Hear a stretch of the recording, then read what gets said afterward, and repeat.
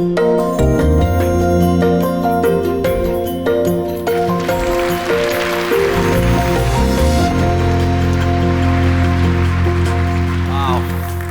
y'all doing? That's how we say that in New Orleans. It's nice to be with you, Kathleen. Thank you so much for that wonderful introduction. John, thank you, and for the Writers Conference for having me here today. Sean and Liza, I love you both. Thank you for introducing me to this wonderful crowd. And as I stand here before you, my heart is really filled with tremendous gratitude. Many of you come here many, many times. This is my first time here. It is a spectacularly gorgeous place, and I am very grateful that I've been invited into your presence to talk to you today. I know that it's been a long day. You've heard a lot of stuff. You heard a lot of and very powerful and passionate comment this morning about race. And I'd like to talk to you a bit about America and race. You can't ever separate the two. Before I do that, I understand that my older sister told on me. I didn't know what the heck she had told you. So I was a little bit nervous. And as I look out, I want to connect with you a little bit, because during my speech you might think I'm an alien, so I want you to know that we know each other a bit. It's a little bit nerve-wracking to be asked to come way up north when you're way down south. I mean, I grew up in New Orleans. It's a very different kind of joint. I don't know if you've ever been there before. Generally, most of the allusions I'll make tonight will be about food and music. And I'm not nervous about the fact that there are, I don't know, about 1,000 people here. But it does concern me a little bit that, because I haven't seen a crowd this white since the opening NASCAR race in Talladega, Georgia, a bit ago. I'm kind of used to a crowd that's a little bit more salt and pepper, a little bit more cinnamon, a little bit more oregano, and not just whipped cream. I'm glad you laughed. I was about to go. That'd be like, it's time to get out of here. In any event, during the introduction you learned, I'm one of 9 children. My mama, who's a saint, had 9 children in 11 years. How about that? We grew up in one of the first biracial neighborhoods in the Deep South in New Orleans, Louisiana, in the middle of the city. And my life should be familiar to many of you. We played ball on the street. We kicked the can. My mother called us in and said, "You better bring you in before dark." We kind of hustled around the table at night, and it was a little hard. You're right, you're the middle kid. You got to get to the table first, or the biscuits are going to be gone. On Sunday nights, we got around the TV. At that time, there were only 3 stations. They're like 800,000 now. And we fought about what we were going to watch, but we mostly settled on The Wonderful World of Disney and Bonanza. You remember that? If you don't remember that, the next morning, my grandma and the grandpa who lived with us, which meant that we now had 13 people in the house and a couple dogs, we used to watch Lawrence Welk together in the morning, but more importantly, The Young and the Restless. My grandmother was in love with Mr. Chancellor. Didn't like it when he kind of got in a car accident, thought Miss Chancellor had killed him. And it was a real problem. I think if I turned that show on today, I would probably be right where I left off, like 40 years ago. In any event, it was a beautiful way to grow up. And on Saturday mornings, I found myself watching Soul Train and listening to the kind of music that really invites your soul to think about other things. Etta James, Aretha Franklin, Sam Cooke, obviously Louis Armstrong, all the music that mattered. And then one day, I heard Whitney Houston sing, "And I Will Always Love You." And I thought to myself, God, she's not only a fantastic singer, and that song doesn't just make my soul soar, but I can't believe she wrote that. And then somebody said, "You dummy, she didn't write that song." I said, "Well, who would have written that song?" He said, "Dolly Parton. She wrote it, and she sang it." And I remember thinking about how music and poetry and artists and the truth tellers and the scholars tell the truth and transcend space, time, and race. Andrea Bocelli or Luther Vandross, take your pick. All of them will take you to a place where you don't see race, you don't see creed, you don't see color, you just see joy. And I always wonder why it's so hard to, after you leave an audience, take what it is that's so obvious in front of you and not being able to apply it in our daily lives, as though the song is a myth and not reality, and that the truth is what we choose to live. And so as I embark on this conversation, I do ask you for permission to let me make you feel a little bit uncomfortable, because I want to talk about our country and where we are today, and maybe where we're going, and maybe how we can get there. We are, as was said this morning, and I believe this, we are in a very difficult moment in the history of our country. And it's worth taking note and stopping and thinking about, because we let it pass by at our peril. I have seen a lot in my 30-year political career. I was in the state legislature for 16 years, where my job mostly was to advocate. My sister doesn't like hearing that. I use the word bloviate, but it doesn't come out the same way. Advocate strongly and passionately for my constituents without responsibility for actually making the thing happen. But it's important. I served as the lieutenant governor of the state of Louisiana for 6 years, where I was responsible for all of art, culture, recreation, tourism, history, all of the artists who I, as you heard earlier, grew up, because my dream in life was really to be a professional actor. It was not to be a politician. I got stuck being the mayor, and things kind of got away from me. But shortly after that, I got called back to the city of New Orleans, and for the last 8 years of my life, served as the mayor of my beloved city. And I am completely and totally smitten by New Orleans and its people and its history and who they are. It has informed a lot about what I think that I know, and I say that with with some trepidation, because the older I get, my kids get more right that I don't know anything. But I try. In my wonderful city, it is a city who, through tragedy and triumph, Katrina, Rita, Ike, Gustav, the national recession, the BP oil spill, has been to hell and back. But it is, in my opinion, America's great comeback story. It's a great example, both positively and negatively, about where we are in the country. It is a city whose beauty, whose diversity, and sometimes its darkness, personifies our nation's motto, E Pluribus Unum. That's our motto. Out of many, we are one. We are a 300-year-old city where everything that we hold dear, our jazz, our architecture, our gumbo, our way of life, is created by throwing everything in the pot together. And it comes out better than all of its individual ingredients. It's a uniquely American city where we are constantly reaching for more and to be that more perfect union that we all aspire to be. And sometimes it really feels far from our reach, but I'll tell you what, we keep reaching and we keep trying, because we keep getting called back to what the principle is that we say we are. But our experience has also been a mirror and a test for the rest of the country. Given all of our beauty and all of our joy that we share with people, we also are the city that sold more human beings into slavery than any place else in America. We are a city that enshrined separate but equal. You've heard of Plessy versus Ferguson? That started on the soil in New Orleans. We are a city with high mass incarceration and murder rates, although it's getting better. And then there is Katrina. Katrina. It destroyed everything that we knew and loved in the blink of an eye.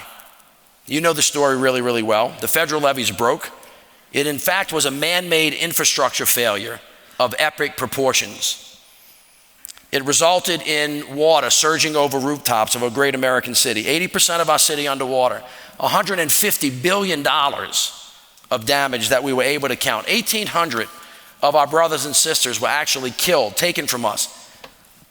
250,000 homes were destroyed. 500,000 homes were hurt. Communities were torn apart, scattered to the winds. The stories, I think, are seared in our souls forever.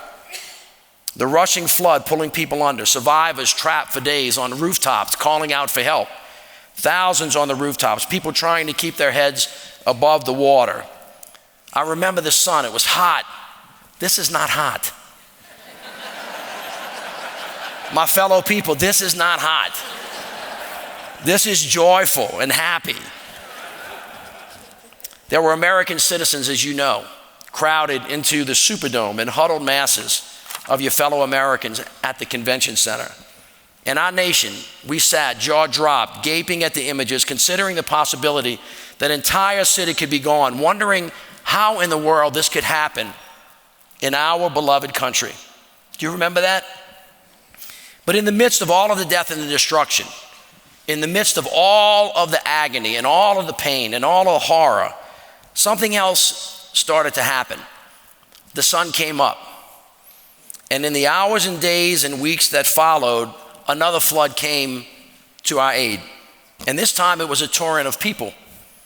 People of all races, of all creeds, colors, backgrounds, nationalities, and yes, immigrants, many of whom I am sure were illegal, came to help us clean out our refrigerators and rebuild our homes and restore our lives. People who were joined by faith and by civic purpose came to just lift their fellow Americans up who were in dire straits. And I am especially grateful to the people of Idaho. Displaced Katrina folks actually came here. You took in your fellow Americans with open arms. And I am sure that many of them stayed and now call this great state home. Actually, I'm sure about this because the other night I was eating at the restaurant and the folks next to me asked for Tabasco sauce and they actually brought it out. So I know my people are still here. Others of them, boosted by your generosity, found a way back home and are living their lives again. And today, New Orleans is America's great comeback story. Our population is mostly back. Tourism, our mainstay, has gotten back to higher levels than ever before. We're diversifying our economy. We balanced our budget 8 years in a row. We fixed our pension systems. We rebuilt our schools. We rebuilt our airports. Murder is at a 60-year low, although we still have a very difficult time with violence on the streets. Our public schools are performing at very high levels. And here's the point. Would not have been possible to do if we did not do it together.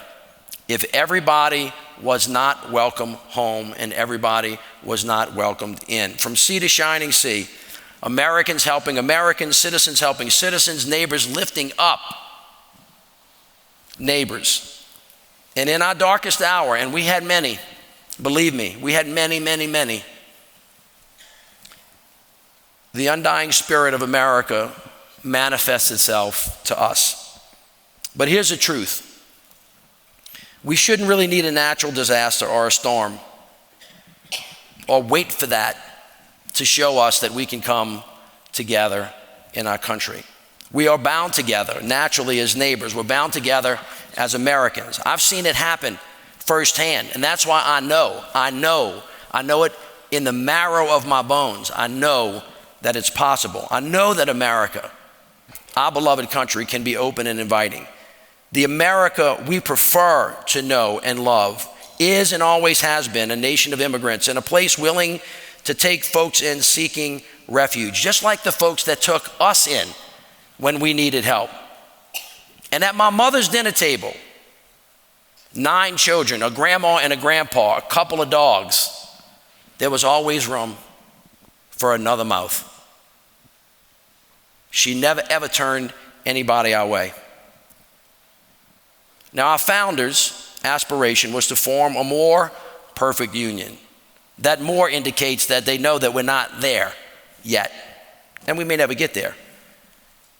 But that aspiration is based on a simple but profound idea that we all come to the table of democracy as equals, and we all have a right to share in the greatest gift of this nation, which is freedom.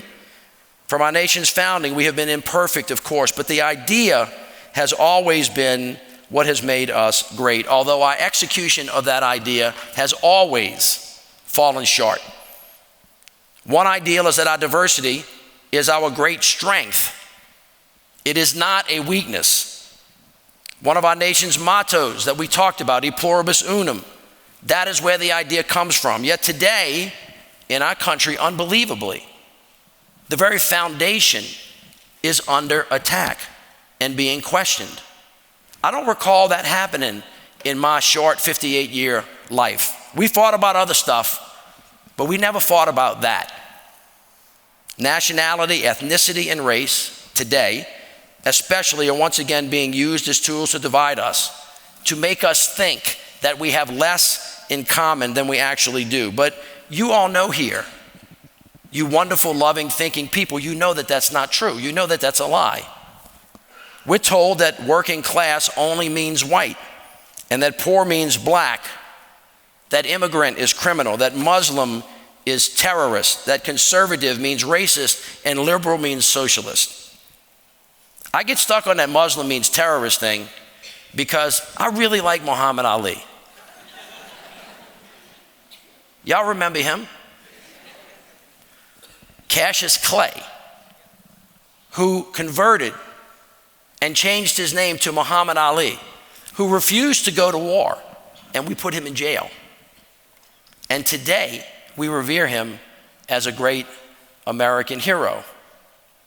What people say, what it is that you know, that's important to allow into your mind to think about a bit.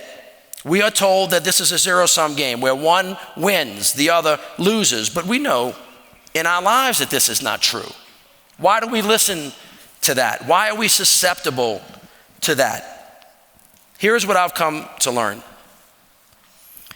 Americans do not need to hold each other down or push each other away to claim their fair share of the American dream. There is no need to feel afraid or threatened by those who look different, who pray different, who love different from you. And the truth is, our country's only going to thrive if we unite around a common purpose with shared responsibility and shared opportunity. They go hand in hand. That balance is written everywhere in the founding documents of your great country. Common ground is not something that's going to happen on your own. You have to actually seek it to find it. You have to teach it to learn it. You have to want to move forward together. Now, y'all heard that I like to sing and dance a little bit. Back in the day, I remember the great show, South Pacific. You remember that? Or am I dating some of you? There's a song in South Pacific way back when. It's called You've Got to Be Taught. You remember it? You've got to be taught to hate and fear. You've got to be taught from year to year. It's got to be drummed in your dear little ear. You've got to be carefully taught. You've got to be taught before it's too late, before you are 6 or 7 or 8. You've got to be taught. That means that hatred, like violence, is a virus, and it's passed down or it's stopped. It is a public health threat to all of us. It is easy as a politician, trust me, to find what makes us different or what separates us. It's easy, almost effortless, to use a dog whistle or to blame the other. On the other hand, it's also easy to say not to worry about it. Not my problem. It's going to fix itself. Population trends are going to overcome hate on their own because destiny is a result of demography. But ladies and gentlemen, you know something is amiss. You can feel this if you allow yourself to think about it and be challenged for a moment. Our democracy is broken today. Our politics, our civil discourse is broken today, and it's not just the politicians' fault. You voted for them or they wouldn't be there. That's the only way you get elected to office in America, is to get voted for. And that is school board members, legislators, governors, congressmen, senators. We are a government of the people, by the people, or for the people. So don't stress yourself out by just yelling at them. at some point in time, we have to take a step back, look in the mirror, and ask ourselves some really tough questions. It just seems so clear to me that we have a wonderful future together, but we don't have one by ourselves. And this notion is central to who we are, to the American aspiration. And when all seems lost, in your darkest hour, the sun's going to come up and we're going to find that the tapestry of our own lives are woven together. And that is where our greatness is. As we all think about how each of us can help stitch the country together, I think that we have to state it as a mission to help each other seek and find common ground. Our lives are much more interconnected than have ever been before, yet for some strange reason we have never felt more divided or disconnected. And so one of the easy things to say is that we're fighting with each other. Another way to say that is we're actually fighting ourselves, because we can't figure out a way how to resolve the conflict or get past it. It's not unlike having a fight with a brother or sister and not being able to figure it out. But you know what? You're going to live in the same house for the rest of your life. So somebody better figure it out soon, or it's not going to be a happy time. Now, I happen to think that the division in this country is especially true when it comes to the issue of race. And Julie this morning gave a very powerful and passionate recitation of her personal experience that I trust that everybody in here can empathize with and see if you can put yourself in her shoes and understand it. But I'd like you to think about your shoes as well. We really cannot wait to fix this through 20 more years of Charlottesvilles and Charlestons. We can't live through another send them back, or Jews will not replace us, or love it or leave it. Can I stop here for a second? We hold these truths to be self-evident. Self-evident. That means nobody should have to tell you about it. That all men are created equal, not unequal, not some better than others. All men are created equal. And that they are endowed by that Creator with certain inalienable rights, which means you can't take it. And guess what? You can't give it. It's theirs, of life, liberty, freedom, and the pursuit of happiness. And so although we're a pluralistic society in the United States of America, and we believe in religious freedom, and all of us don't rely on particularly necessarily the Bible or the holy books of Judaism or Hinduism or Muslim, one thing that we all agree on is that we actually do have a civic Bible, and that is the Declaration of Independence. And it is the Bill of Rights. If you want to know who you are, go back to the source. And equality and freedom are the two cornerstones of what it is that makes us American. Stands to reason that if you are not in favor of equality and you're not in favor of freedom, that is not consistently and authentically American. And my friends, I have to tell you that when you see a group of American citizens telling another person to go back to your country, they are generally talking to somebody that doesn't look like them, but they're too ignorant to understand that they were actually born here too. Which means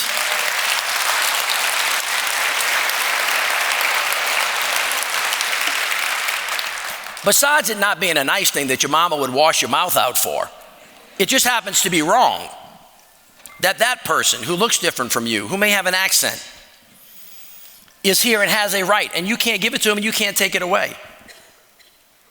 And when you say that, what you're saying to them is, you are not equal to me. You are less than. I am. If you're less than and I'm more than, I am superior to you.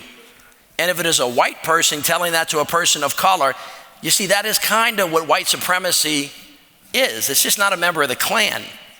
You don't have to burn a cross to feel superior to another person because of their race or where they're from. And oh, by the way, my mama, her grandpa's last name was Machika. They were from Sicily. And in my family, I'm a mutt, in case you're asking. Not that you asked, but I'm going to tell you. Little Italian, little French, little English, right? Little African-American blood. Who else knows what I am? I'm like a gumbo from New Orleans. And I was raised as a Catholic by the Jesuits on the New Testament side of the Bible in the South. You getting a feel for this? And so to my Italian brethren out there, you do remember, and if you shouldn't, you should go look it up. And to my Irish friends from my wife's side of the family, and to my Catholic friends, you know, we were at the tip of the spear of hate not a whole long time ago. I was born in 1960. First 10 years of my life, the future was swept away by the assassinations of John F. Kennedy, and then Robert Kennedy, and then Martin Luther King. We kind of thought the world really had just kind of went nuts. The Democratic Convention in 1968.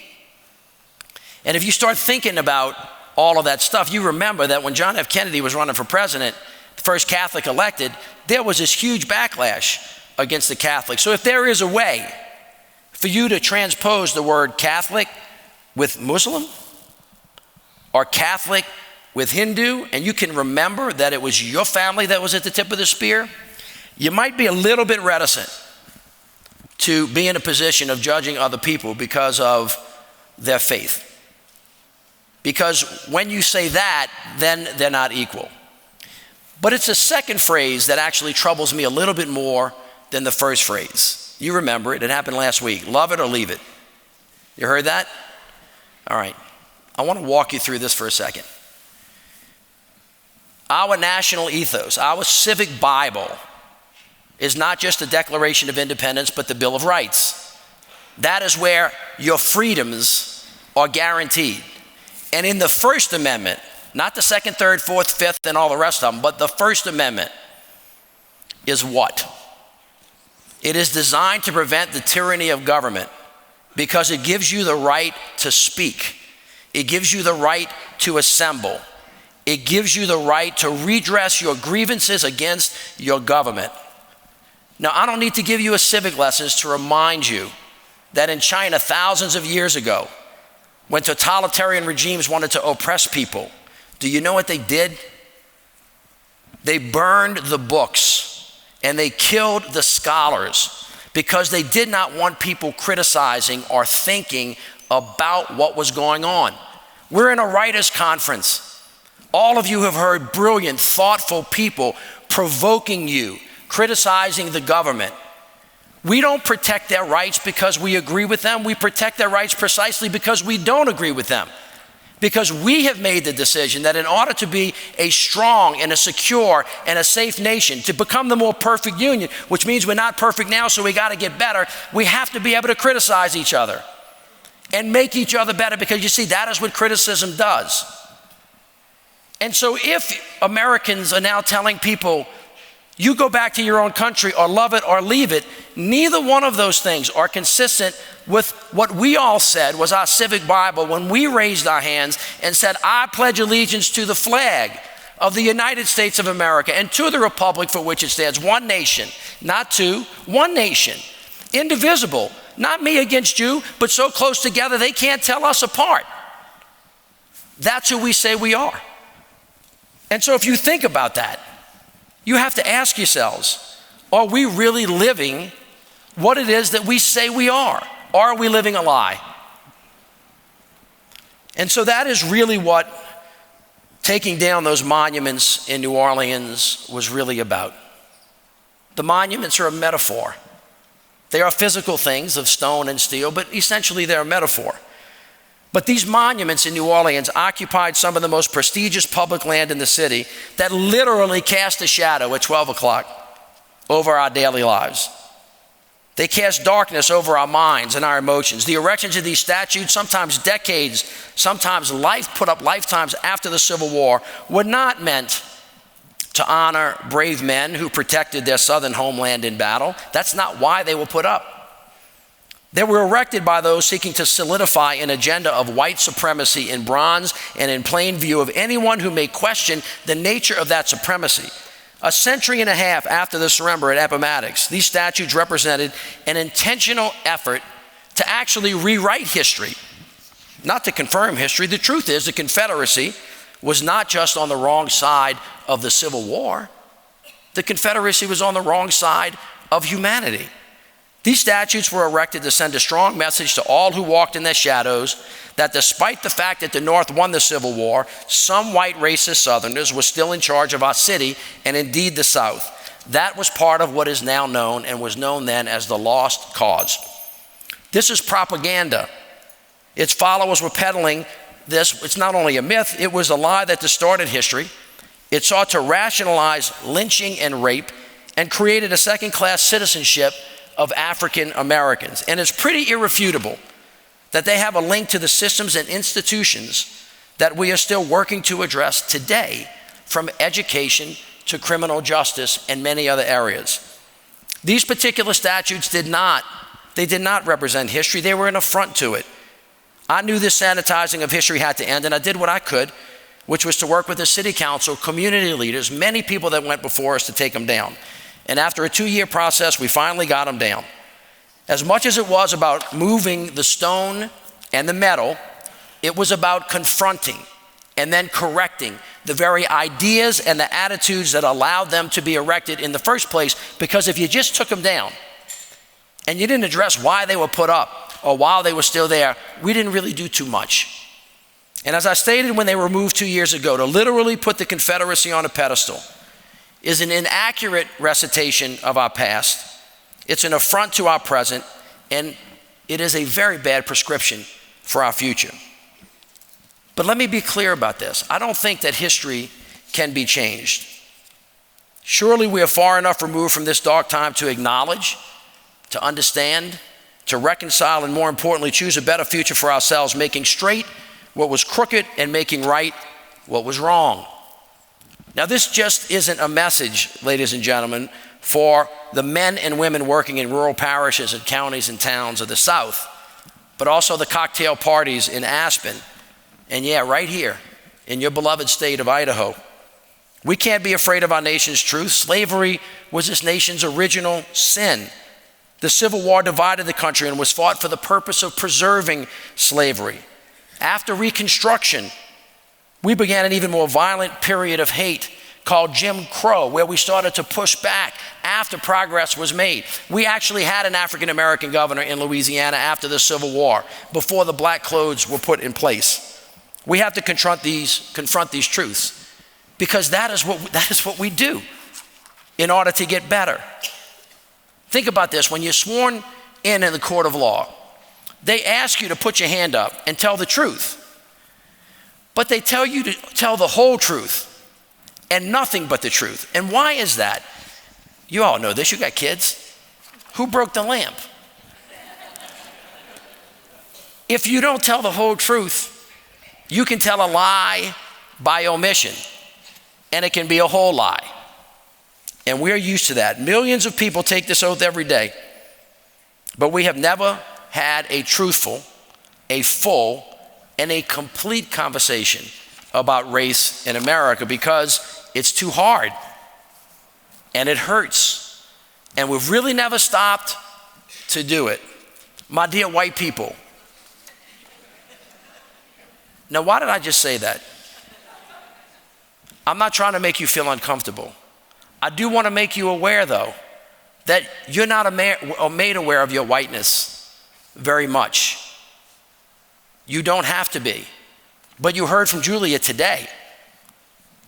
And you can find and stop any African American in the country, in the world, anywhere. They can be doctors, lawyers, astronauts, presidents. And they will tell you that they are made to wear their blackness, because attention is called to it by us all of the time. And doesn't it feel uncomfortable when somebody says to you, hey, whitey, or tries to treat you different or special because of that? Please don't raise your hand, but ask yourself whether or not when you get pulled over by a police officer, your first thought is to put your hands on the dashboard so he doesn't confuse you with somebody that's going to pull a gun out. Do you know that happens to federal judges? It happened to our Attorney General. When you wake up at night, besides just a normal angst that you have about your teenagers going out and not telling you where they are, do you actually have fear at night that your child is going to get shot on the streets of America? Have you ever lived in a neighborhood where you saw a dead body? Have you ever had somebody deny you a loan or a mortgage because of how you live? Have your kids ever been able to not go to the school they wanted to go to because they didn't live in the right neighborhood because of how they looked? So these are the things that happen all the time. I think that what I've learned about race is that it's a long and winding road. It's not a straight line. It's been crooked along the way. History is very messy. But one of the things that I've learned is we cannot, as a country, continue to go around this.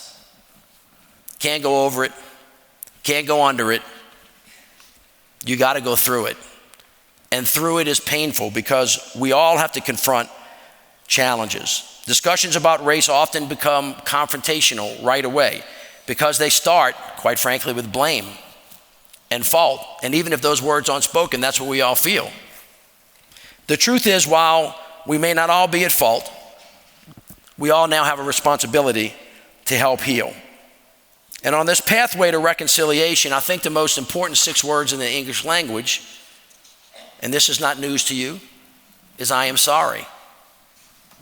And then I forgive you. Both of those things have to happen before there can be some kind of peace. It takes a conversation on both sides, but until we heal, this wound is going to fester.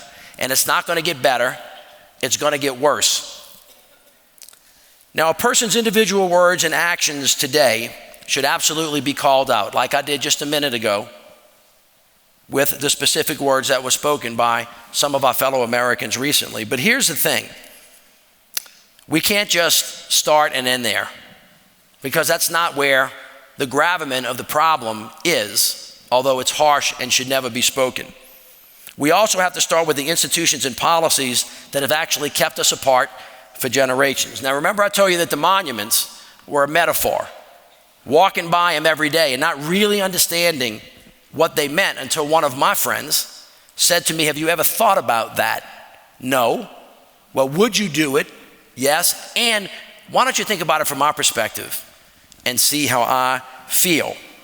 That friend happened to be one of my childhood friends that you might know. His name was Wynton Marsalis, who at 58, 2 semi-old men sitting in a coffee shop had a talk about truth, and him asking me to open up my eyes to something that I walk by all of the time.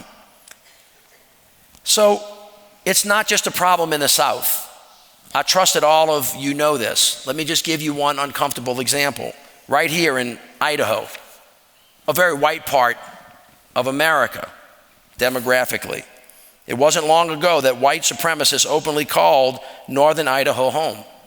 Not Bubba's in the backwoods of the South, but up here, right here. And I say that not to condemn anybody here, obviously, but to say that we sometimes walk by racism. We walk by the vestiges of Jim Crow every day, and we don't see what's before us. Even with my family's legacy on race. My dad was one of the 2 state legislators in 1960 to vote against the segregation packages of the governor. His name was Jimmy Davis, but you could have just as soon called him George Wallace. They were twins. I didn't even notice it. And so you shouldn't feel bad that you don't either, but now that you're being called to it, ask yourself whether or not there are things that you may walk by every day and do not see that have a negative impact. From a business perspective, you might think about it as really harsh rules and regulations that stop you from getting ahead. When they're based on race, that's called institutional racism. That's kind of what that is. And the truth is that we really don't have a deficit of ideas in this country. What we do have is a deficit of courage with our political leaders, and really kind of all of us.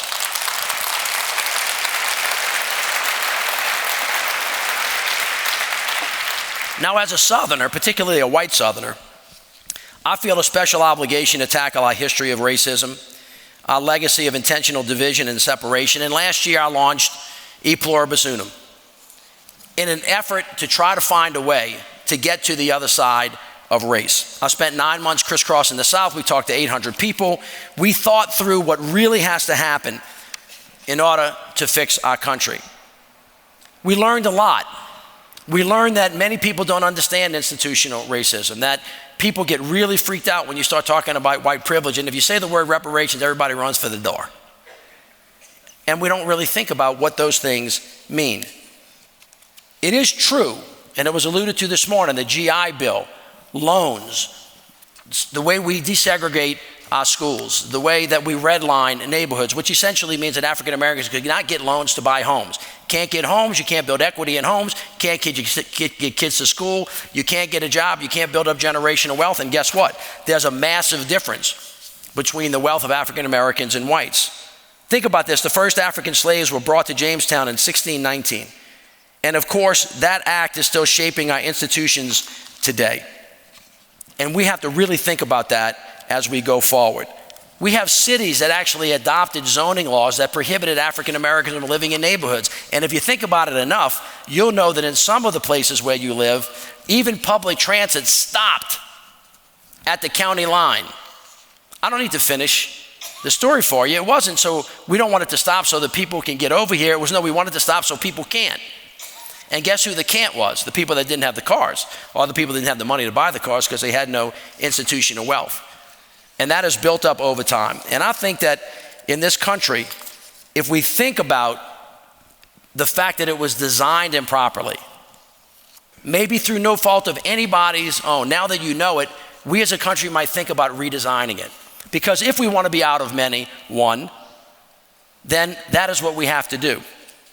Now, this does not discount the struggle that poor white working Americans feel. The opioid crisis, being moved away for jobs, it doesn't diminish that. Those problems are seen or recognized, but I can assure you, the challenges facing African Americans in this country are deep, and you know what? We're smart enough in this country to address both of those things and to understand that even those individuals have common ground. We may not be at fault, but we all have a responsibility to act now to help our nation and community heal. And I think out here in the West, you have a specific opportunity. If demographics is destiny, you can actually shape the future of our country. Now, we know that places, towns, cities, states, counties that are going to attract people, create jobs, grow wealth, give our kids a better life than we had will be places, in my opinion, that are open, that are inviting, that are inclusive, that are tolerant, that are entrepreneurial, that are creative, that are healthy, that are culturally rich, that are authentic and smart. Places that in fact embrace love, not hate. So it would be useful for us to stop just for a minute and ask ourselves, who are we? What are we? Where is our future? And what do we want our country to look like? I happen to think that the future does not belong to people that close its doors to those seeking refuge and using forcible separation of children from their parents. I don't think the future belongs to a place that bans our Muslim, our Christian, our Jewish, or our Hindu brothers and sisters from asserting their constitutional rights of religious liberty or discriminating against people based on who they love. I don't think the future belongs to a place that closes itself off to young African American boys and girls who still feel left out of the mainstream. And the future certainly does not belong to a country where working class men and women right here in Idaho are left behind because of an economy that feels rigged and really rewards only a few. But here's the big thing that's happening right now that you have got to pay attention to. Racist nationalism, nativism, tribalism, white supremacy is not now nor ever going to win the future in the United States of America. And more importantly, it is not American. It's not who we are. It's not who we want to be, because when we are that, we will never, ever, ever be at our best. We started this country with a simple premise that all men are created equal, that we share inalienable rights of life, liberty, and the pursuit of happiness. Liberty and justice for all, not some, but all. The whole truth. And here is a hard truth that we have to recognize when we look in the mirror. From time to time, the ink dried when those words were written, and we have never really fulfilled the promise of E Pluribus Unum. But now is not the time to stop trying, or to reverse course, or to go back again. We have an obligation to show our children that embracing the future is about addition and multiplication, not subtraction and division. We have to show that we need not be afraid of these changes, The things that unite us in a shared humanity make us stronger than anything that divide us. It is in this quest and search for truth, in my opinion, that real patriotism is rooted and flourished. True patriotism has to be nourished every day, like a seed. You plant a seed of hate, you grow a tree of hate, you produce fruit of hate. If you plant a seed of hope, if you plant a seed of patriotism, if you water a seed, then that is what the fruit that is born. It is in this moment our responsibility to one another, to our country, to act, to speak, to live by example. And in my opinion, anything less is an abdication of what it really means to be a patriot, what it really means to be a real American, an authentic American, truly American. So in this moment, when our government is pushing us backward at a time when truth is disposable and deceit is used as a weapon, when the echoes of past injustices linger just beneath the surface, waiting to burst forth like a dam, we need courage not just from politicians, but from ordinary citizens, like the people sitting in this room in every corner of this land. Our democracy, our country, our collective future is counting on each and every one of you in small, selfless acts of courage. Let me be clear, not running into burning buildings, but when you're in the beauty parlor, or you're in the country club, in the locker room, when you buy the water fountain in work, when you're on the playground, when you're outside of your house walking down the street, and one of the neighbors that you know and love speak in a way that is not consistent with everybody being equal and everybody being free, you might take a minute to lovingly say to them, in truth, that that is not who we are, and we have to collect ourselves as a nation. When in truth, when millions of us do just our small part, all at the same time, I don't think this is too daunting a task for us. I assure you, we have space in our minds and in our hearts, in our country, for everyone. There is always a place at the table. No one knows this more than the people of my hometown of New Orleans. We lost everything. We lost everything. And yet we came together to find common ground, to change, to confront history, to build anew, and to build it back better than it was, by building it the way it should have been had we gotten it right the first time. Now we'll leave you with this. On Saturday, all across our great country, people celebrated the 50th anniversary of Apollo 11. Those of us old enough to remember that time know that it was the culmination of our hopes for a soaring America, a show of our pioneering spirit, a determination to do really big things. Rather than look backward, space exploration is America's bold commitment to explore the world's new frontier. And think about how much society has benefited. How I wish we would also invest the time, the technology, the know-how, the grit, the determination, the money, the aspiration, and dreams into some of the problems still holding our country back, race being primary among them. We will suffer setbacks and defeats. It will be uncomfortable. But just as NASA scientists continually course correct a mission error in order to make the next flight safer, so must we learn to revise our mistakes, our perceptions of history, so that we can learn how to make it right for our future. Truth and justice, like music and art and love, transcend time and space. It will catch up with us if we don't face it. This is not a time in our country for arrogance, for prejudice, for hubris, but instead openness, humility, exploration, and discovery. And while, my fellow Americans, we must always be a nation of laws, we must always be a nation of justice and mercy as well.